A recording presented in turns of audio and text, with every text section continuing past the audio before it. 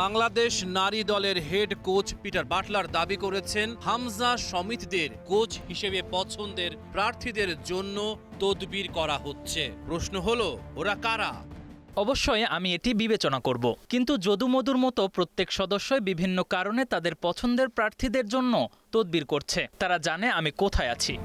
Javier কাবরেরার বিদায় ঘণ্টা বেজে গেছে।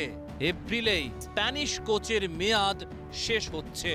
তিনি যদি আবার এই পদে আসীন হতে চান, তবে সিভি জমা দিয়ে প্রক্রিয়ার মধ্যে দিয়ে আসতে হবে। তার স্বেচ্ছাচারিতার ব্যাপারে মুখ খুলতে শুরু করেছেন ফুটবলাররা।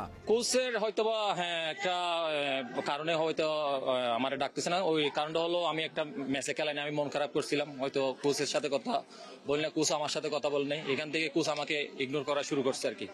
তো এই জিনিসটা আসলে প্রফেশনাল হিসাব করলে এটা হয়, কিন্তু এটা তো ধরে না দুইজনের মধ্যে ভেদাভেদ না। এখানে যদি এটা আমরা ডিসকাস করতাম, তাহলে দিন শেষে দেশের জন্য লাভবান হয়তো আমি মনে করি।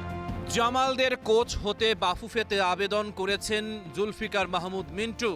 শুধু জাতীয় দল নয়, তিনি বয়স ভিত্তিক 17 ও 20 দলের জন্য আবেদন করেছেন।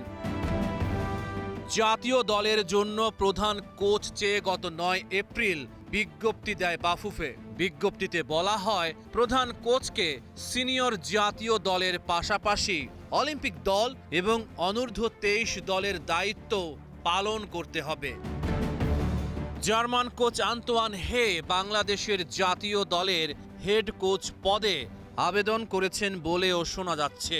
তিনি মিয়ানমার, কেনিয়া, গাম্বিয়া, লাইবেরিয়া, লেসোথা এবং রুয়ান্ডা জাতীয় দলের হেড কোচ হিসেবে দায়িত্ব পালন করেছেন।